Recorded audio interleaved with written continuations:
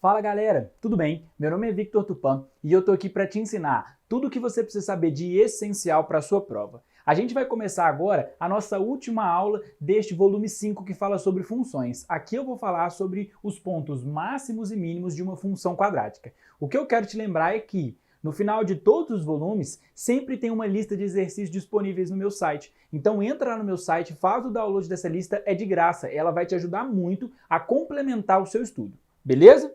Então olha só, aqui eu vou falar sobre o vértice da parábola, eu já disse, pontos máximos e mínimos. Mas o que é isso? Presta atenção. A parábola, ela é uma curva simétrica em torno do eixo que contém seu vértice. Sendo assim, o ponto médio das raízes, o que é ponto médio? A média entre os valores das raízes será o nosso x, x do vértice, que a gente vai usar esse símbolozinho aqui, ó, xv. Ou também, a gente pode chamar ele de ponto de máximo ou de mínimo. Como assim? Olha só, pega o x do vértice, que é o que eu falei que é o valor lá do vértice, ele não é a média das raízes, então o que eu fiz? Somei as duas raízes e dividi por 2, certo? Assim que a gente calcula a média. A raiz não é menos b mais raiz de delta sobre 2a?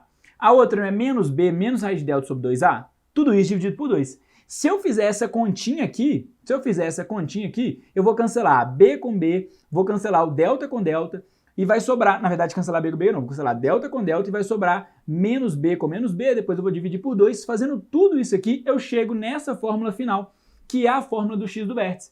O x do vértice, ele é menos b sobre 2a. Lembrando que esse b e esse a são os coeficientes da função quadrática, da equação lá, que a gente chega naquela equação do segundo grau. Tudo bem? Só que agora o que acontece? Encontrei o x do vértice, beleza.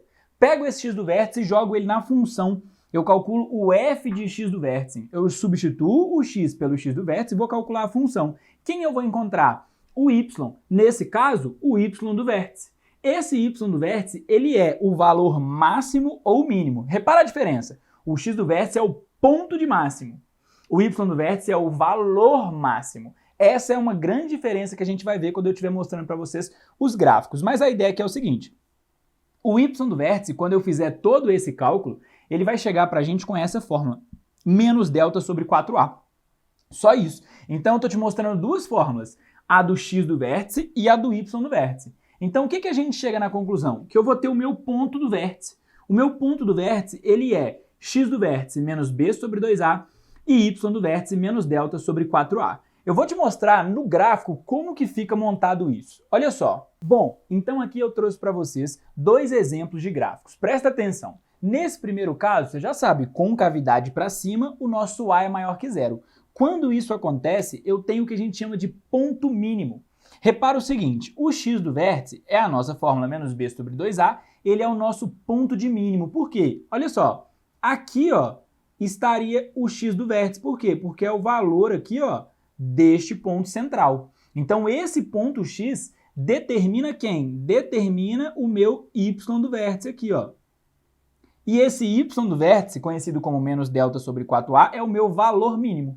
Então, o x do vértice me dá o ponto de mínimo e o y do vértice me dá o valor mínimo neste caso aqui. Tudo bem? E aqui a gente tem o vértice. Esse pontinho aqui é o pontinho do vértice. Já nesse outro caso aqui, ó, vocês também lembram, concavidade para baixo, a menor que zero. E aqui eu tenho o ponto máximo, ou seja, o ponto de máximo é o meu x do vértice. Por que ponto de máximo? Porque é o valor aqui, ó, que vai definir o meu y do vértice. Então aqui está o x do vértice e aqui, ó, estaria quem? O nosso y do vértice. Então, meu x do vértice é o ponto de máximo, meu y do vértice é o valor máximo e aqui, ó, está o meu vértice. Tudo bem? Então fica assim essa ideia do gráfico da função quadrática. Beleza? Bom, pessoal, chegamos ao fim de mais uma aula e também do nosso volume 5 em que a gente falou tudo sobre funções. No nosso próximo volume, que vai vir junto com a nossa próxima aula, eu vou falar para você sobre probabilidade, um dos assuntos mais cobrados na prova do Enem e você não pode perder. Então, se você gostou, não esquece, curte o nosso vídeo, compartilha, comenta. Eu preciso dessa ajuda para chegar em mais pessoas. E tem que lembrar, se inscreve no canal e ativa as notificações para já chegar uma mensagem para você falando que eu já postei o meu vídeo de probabilidade. Muito obrigado, valeu!